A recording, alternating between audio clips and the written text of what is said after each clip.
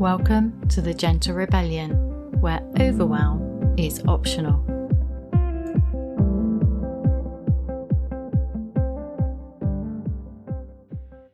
Hello, hello, hello. How are you doing? Lovely to have you here with me. So this week I've got, as normal, but it feels more chaotic in my head, several things I want to talk about, but I've got to pick one. I'm still, as I say this, I'm still between two ideas, particularly inspired by yesterday's coaching session in the Gentle Rebel community. Oh, which one should we pick? Which one should we pick? Does it matter? What if I pick the wrong one? What if I don't do it justice? Right, let's do this one. Mountains. Mountains out of molehills. Let's do that one. I've done episodes before about how to turn a mountain into a molehill. That would be a couple of years ago if you want to check back. That would be worth looking because that gives a technique for turning a mountain into a molehill. But this week I'm just going to be really honest and talk about how I made a huge mountain out of a molehill.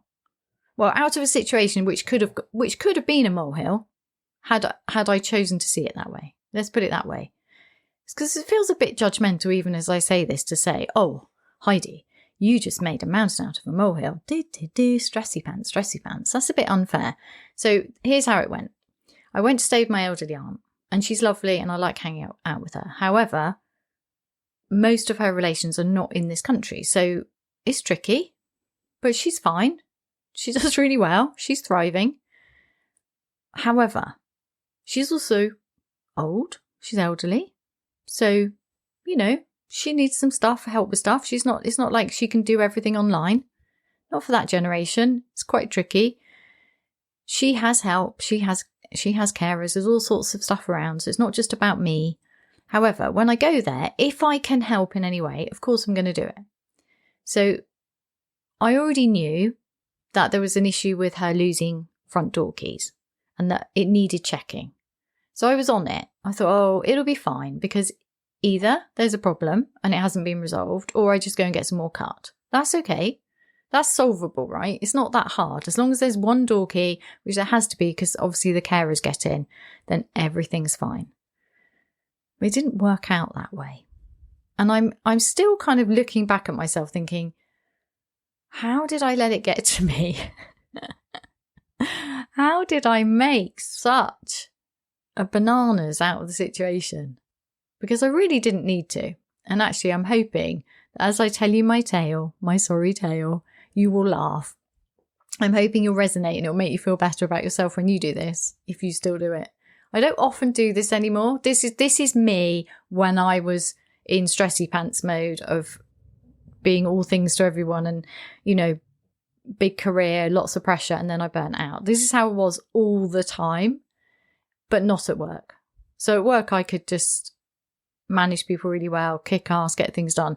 And then at home, oh my goodness, I often turned into a raving banshee of stress because I was just suppressing the stress all day, compressing myself and then exploding at home. My poor partner. Anyway, I did it again. Oh my goodness, I haven't done this for years because I deliberately practice not doing this. So it's kind of embarrassing really. And I still don't really know how it got to me in that way. I'm still a bit confused, but I'm not going to overanalyze it. I'm just going to let it go. So here goes. So basically the issue of the door keys, which is solved by getting more door keys cut, right? If that happens, it's fine. It's okay. I just got involved in all the stress and it ended with when I arrived home Sunday lunchtime, I literally exploded into the door and I was aware I was doing it as well. This is what's interesting. So I was kind of like, I'm not going to do it. If I say anything, I'm going to say it as a funny tale. It would be fine. But I didn't. I went in and just literally everything came out about the whole weekend and all the befuddled stuff. And then I was watching my partner. It's like I could watch myself while I was doing it. I could see myself exploding with stress. It's like the stress was vomiting all over the kitchen. And my partner's obviously had a really nice weekend without me. because he likes space. I like space. We give each other space. Really important for us. And he's obviously had this lovely weekend. He decorated the windows with these little autumn leaves. I think we got them in America. I don't know. He does these magical things. He's transformed the house into this autumn decorated. It was lovely. And he was cooking dinner, and he just basically carries on cooking dinner, and he's walking to the cupboard and the fridge and coming back again. And part of me thinking, you're not really listening to me. And then another part of my brain's going, well, of course he's not, because he just wants you to stop, and you want to stop, but I couldn't stop. You know, when it's just like watching this train wreck. It was almost like going, it was kind of like a split Heidi, like, this is what you used to be like. Maybe this is so what's the gift in this for me? Seeing how far I've come. There you go. Anyway, I'm basically just ranted at him for 10 minutes and then felt terrible. And what I did by doing that, because it didn't resolve. Nothing happened. I mean, you could argue there are things he could have done and it would have helped resolve, and there are, but that's not how he functions. And anyway, I don't really want to come home and try and resolve. There wasn't anything to resolve, because the situation had been resolved, obviously, before I'd left, because I'm not going to leave an elderly aunt without a key. So there wasn't anything to resolve. So I just felt this need to talk it through. But I wasn't talking it through. I was literally exploding stress at him, which was just coming back at me. So I was just magnifying it. You know how that you have one thought and then another thought, and it just like magnetizes and expands into this fireball of, well, stress. So I created a mountain, which I then had to climb down from. And actually I felt stressed for the rest of the day then.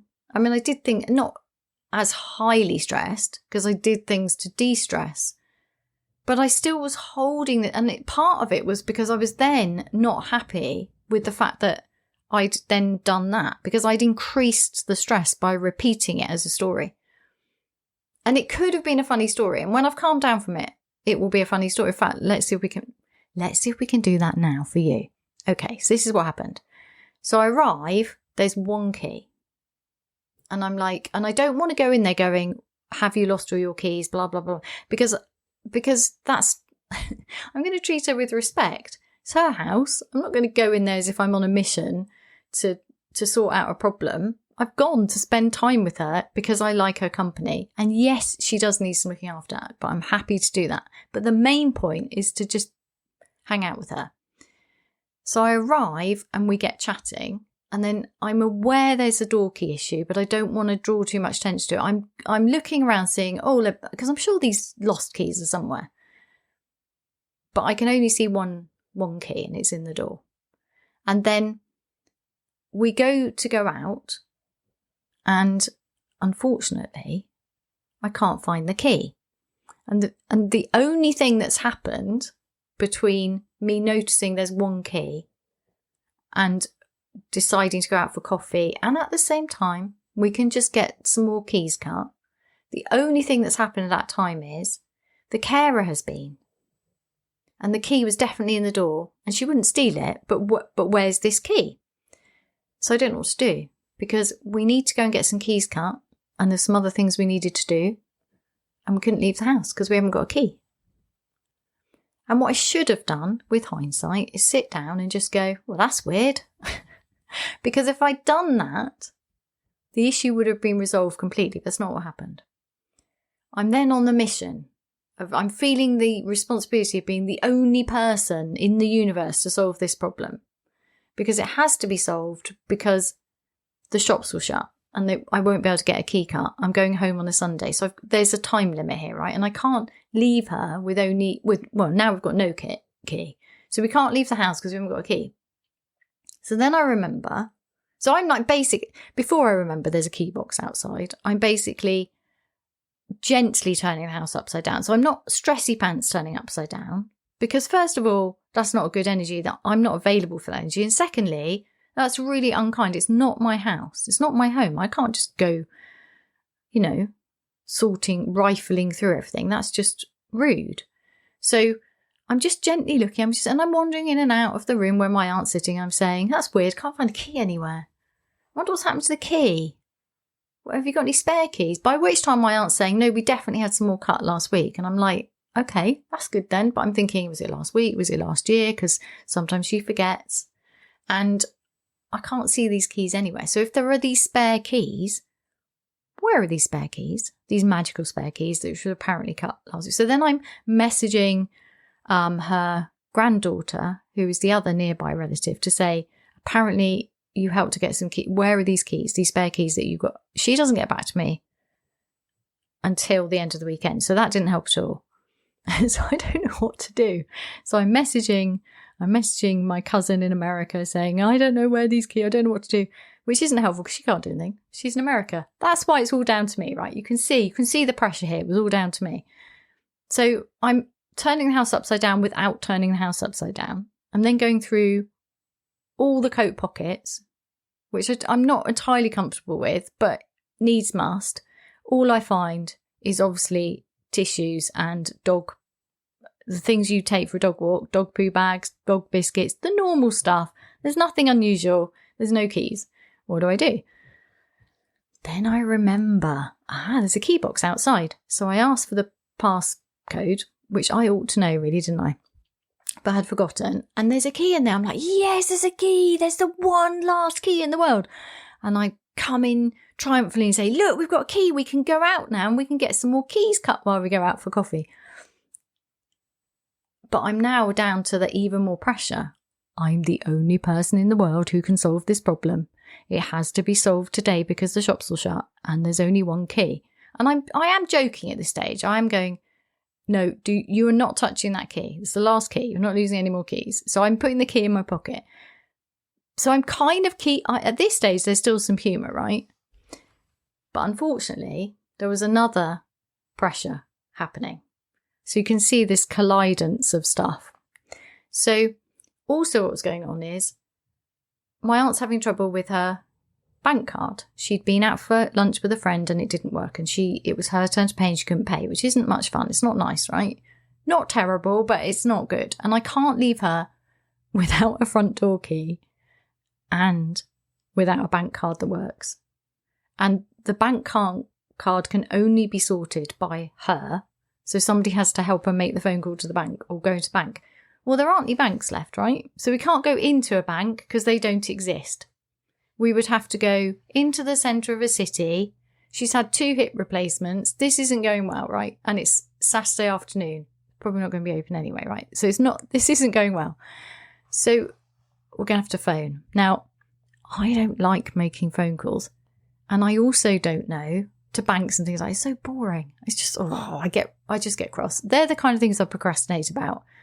So I've got to suck it up. But then I'm like, well, I can't do it. Will she remember the details she needs to access her account? I don't know. And then will she be able to explain it in a way that they understand? How well is this bank set up to deal with an elderly person? I don't know. So I do the first bit. I get her through until it tells her what to do, and then I hand it over. So we're through. We're talking to somebody. She can't understand this person because they do have a strong accent. I'm struggling to understand them, to be fair, but I'm letting her handle it. She's a grown-up. I'm not going to make her feel smaller. But it's tricky, so I'm there to help. Anyway, the first guy we speak to says, right, we're going to have to cancel the card and send another one. And I'm in the background going, is that really necessary? Because she won't have a card until it arrives. You know, this is concerning. I don't live near it enough by. So I'm like, oh my goodness, can we just sort this today? And we need to leave because we have to go and get this key cut before the shop shut. Pressure. I can see some element of superhero rubbish going on here. I'm the only person who can sort this. Pressure. Anyway, then the call gets unexpectedly ended. Whoops. We can all do it. This isn't necessarily about being 87. This can happen to anyone, right? So then I'm like, oh my goodness. So we're going to have to go through it again. Me, who likes to procrastinate and avoid these kind of phone calls, got to go through the whole thing again. I force myself to do it because I realise right now, this is the best option. I might not be the only person. I expect the carers company that has people who can help with this as well. But in that moment, I'm just like, suck it up, Heidi. Get it sorted. Man up. So we get through again, we get another person, also with a different but very strong accent, and we go through the whole thing again. And he doesn't really understand what we're saying. He doesn't really understand the situation. The card is working sometimes, but not all of the time. So this isn't much fun. So then I just interject and say who I am and blah, blah. And then they do the whole security thing. So I can talk with her there. And that's good. I was impressed by that. I thought that was good. And then anyway, we get it sorted. It turns out, I didn't know this. Did you know this? It turns out that I knew about so in England, they've raised the contactless thing from a day from like 50 quid to 100 quid or something. But I knew that you could set it to what you wanted. But what I didn't know was that online shopping counts as part of that limit. So she'd had a food shopping delivered and then it had taken most of it. So she couldn't use a card. Wow. But unfortunately, what should have happened in the shop is it should have come up with an option to put your PIN in, but it didn't. It just put up some scary error message. Goodness me. And anyway, she's 87. This is really hard, right? I mean, it's hard enough for most of us when we're busy and overwhelmed, but when you're elderly, all this tech, it's just too much. It's really, really hard. Anyway, so it turned out all we have to do is go to a cash point and unlock. No, we don't even know this. Apparently, I thought we'd then sorted it. And then he said, if it happens again, you go to a cash point and then you go to the other services and you can sort it out, right? But I thought, okay, so now we're going into town to have a coffee, to get these keys cut. And I thought if we go to a cash point and check this way of doing this, then at least we'll know what to do next time. So that's what we do. We set off, we take the new little dog, off we go. Now, obviously, somebody who's had 2 hip replacements and is 87 doesn't walk that fast, but I'm okay with that until I'm on a mission to get this stuff sorted, which I really, really want to do. So to start with, I'm really patient. I'm reflecting this that I was really patient and I was genuinely okay with this. But first of all, we went to the key cutting place and there's 2 shops next to each other doing this. And the first one's shut. And I'm thinking, no, this cannot be happening. I go in the other one and they say, oh, we can't do that because it needs a special machine and they're closed. Uh-oh. Can't solve the key problem. In that moment, I'm just like, oh, well, then something good's going to happen. Something good. It's all going to be fine. But it's not great, is it? Not great. Not particularly comfortable leaving my aunt without a spare door key. What if she loses that door key? And also that was the door key in the key box in case of an ambulance. Oh no, it's not going well. It's not going well. It's all getting a bit much.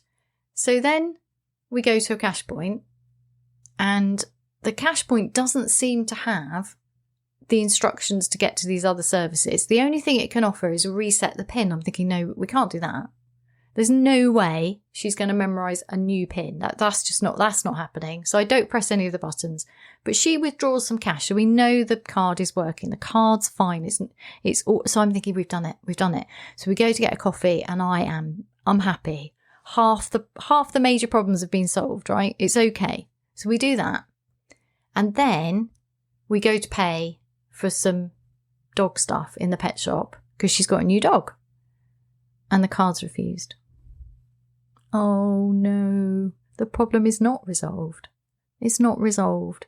It says too many pin tries, which is weird because she didn't get a chance to do any pin tries. But anyway, doesn't work. So now I've got 2 problems again. No keys, no bank card. I'd argue these are pretty vital things. Now, if I'd not been on such a mission to solve everything like a superhero, I could have thought of all of the other options to this issue. For example, she has carers. I'm pretty sure you can pay them to do extra things like go shopping, go to the bank, sort all this stuff out. So, now I'm out of the stressy pants mode. I can see all of the other ways of doing this. She also does have a granddaughter, but the granddaughter's very, very busy studying and working. But, there are other options. And we do have 1 key. So it's not a complete disaster. It just feels like a disaster because I care very much. And my aunt is old and vulnerable in some ways. But I can't see any of these possibilities in that moment. I can only see kind of a bit of a disaster. So I think, right, well, I'm at least helping her sort her money out because that matters. She needs to be able to pay for things. There's things she needs to be able to do. So I Google the bank, and there aren't any banks, but I think maybe we need to go to this particular bank's cash point. Maybe it's only on these particular cash points. Now I'm saying this, I'm like, well, of course it was never going to be this. But in my head, this is the only solution. So I Google where there is this bank's cash point, and it's 10 minutes away. So we go and do this. And it turns out the machine doesn't exist anymore. Oh. I literally had built myself a mountain to climb, and I just kept putting rocks on the top of it to climb because obviously this was never going to be the case. Now I've shrunk this mountain to a molehill, I can see this was all nonsense, and that the entire escapade of driving somewhere and going round in circles trying to park very near to a cash point which actually doesn't exist anymore with an aunt who just doesn't want to apply for a blue badge so we can park nearer, although I don't know if there were any disabled spaces. But anyway, all of that hilariousness was pointless because, of course, I mean, I know banks have closed down and it's a bit of a pain, but they still need their customers to be able to do things. So there's no way that in order to sort your card out, you have to drive God knows how far in order to get to a particular brand of cash point to sort out. I just don't think it doesn't work that way, does it? Anyway, I just in the end go, well, that cash point I have to do. So we go to this cash point. It's worded differently. We find the other services. We do what we need to do. Everything's fine. And then I'm like, now you have to test this card. This has to be done. But she's got the dog and she's getting pretty tired because she's been dragged around to a lot of places and walked further than she normally would with these two new hips. So I go in and just buy something for 49p with her card, and then everything's fine. And I'm in this jubilant mood of, yes, we've got that one sorted. And then we do laugh on the way back. And she is saying, I'm so glad you're with me because when you do these things on your own, you get really upset. And I'm like, yeah, this is fine. And we have lunch in the pub and everything's good, apart from the keys. And then we get back and I think so I couldn't get the keys cut. They may or may not be some spare keys cut. I don't know where they are, but there's still a chance we can save the day and find the rest of them. So I start looking in all sorts of other places for these keys. And then in the end, I message my cousin who's in America. So she's asleep and then I go to sleep and I wake up to a message saying, have you checked the key box? So there's a place to keep keys. Oh my goodness. I didn't know that. If I'd known that, this is another key box. If I'd known that. So it's just how people organise their house, right? So it's just a tidiness thing. Oh my goodness.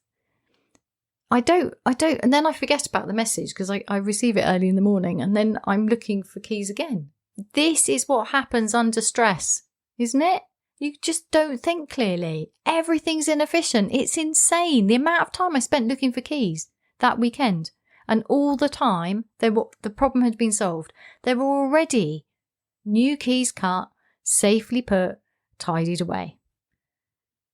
And if I actually think now, if I had sat down calmly and just allowed the stress to go, allowed myself not to see it as an emergency, then actually my aunt would have remembered where she put the new keys. And that would have been it.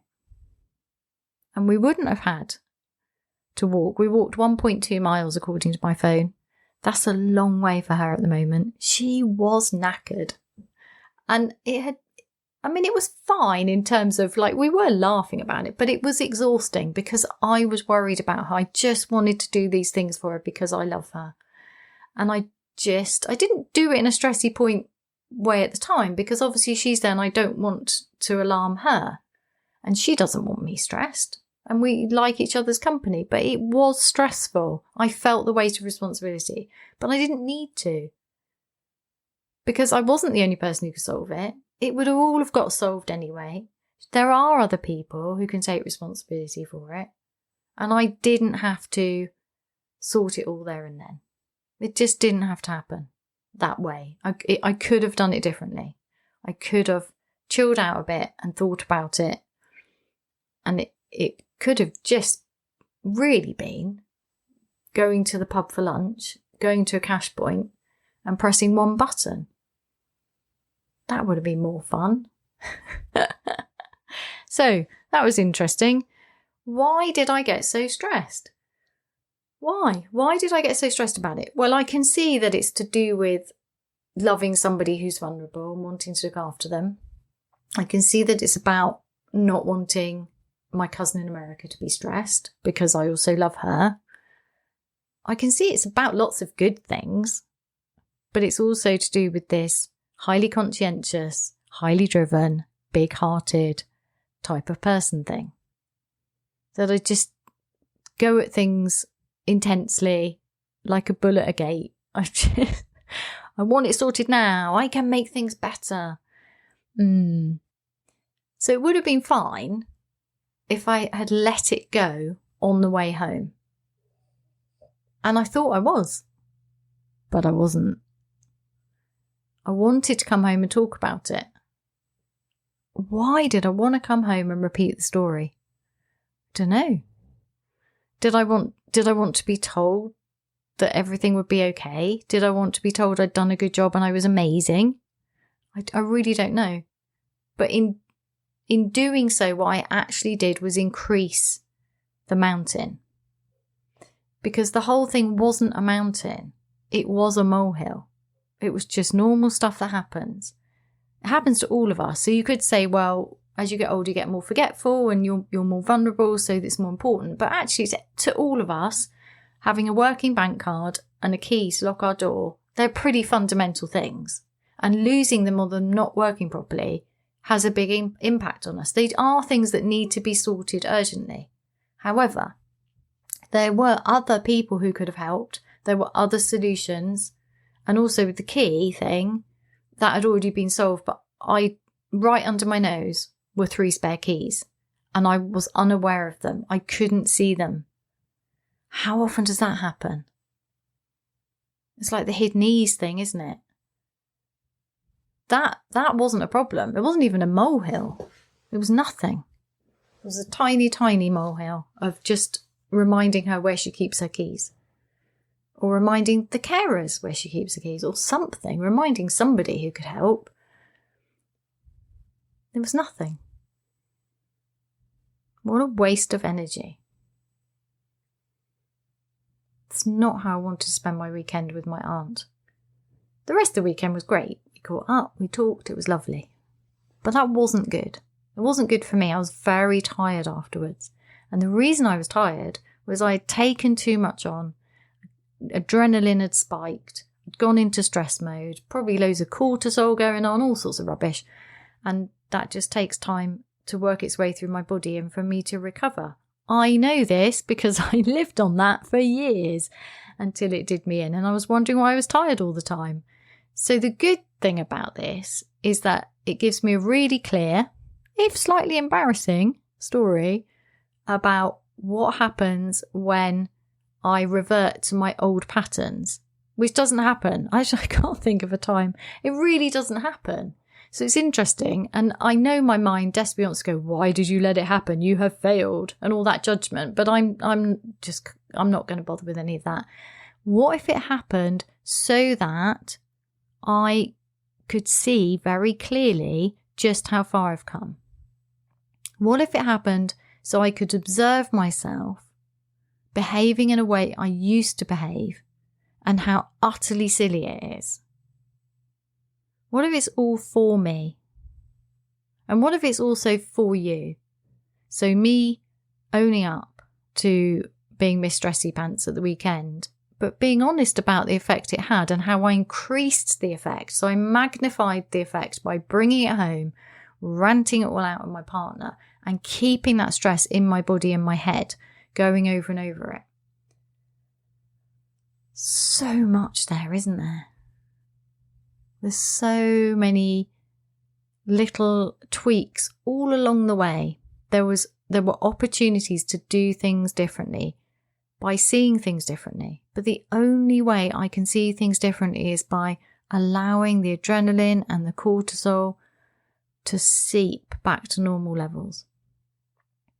Which for me means pausing, noticing that I've gone into emergency mode, and noticing that even when, arguably, you could say it is an urgent emergency, you could say that, because it was important. However, being in emergency mode didn't help solve it. Which means that maybe it wasn't a real emergency, because there are times, aren't there, where you do need to act really fast. But this was not one of them. It made it worse. So there you have it. That's what happened to me at the weekend. Oh my goodness. It's also interesting because I've also heard myself saying things like, I had a really stressy weekend. But that's not true. It's not true. Overall, there were lots of, like, if I listed out all the things I did, then most of the weekend was not those things that I've just described to you. So labelling it as a stressy weekend is unhelpful, because then it becomes rehearsed in my memory as that's stressful, which then means it's just I'm increasing it again. I had an eventful weekend where I accidentally went into emergency mode unnecessarily, and I can see the consequences really embarrassingly clearly. Oh my goodness. Anyway, I'm not going to end on that note. What I'm going to end on is this. Yesterday, I received some flowers unexpectedly in the post with a card saying, "Just for being you." Wow. That's what I'm going to end on. Because that's the kind of thing I want to be saying. That's the kind of thing I want to hear myself saying. Those are the stories I wish to repeat. However, for you, I'm sharing this one in case it helps you shift out of stressy pants, emergency mode, into more effective ways of being. Thanks for listening. Please do share. Please do subscribe. And if you're on Apple Podcasts, if you scroll, they've made it really hard to do this, but if you scroll right to the bottom, you can leave a review, which helps other people find it. And I would be so grateful. Thank you. Have a great week.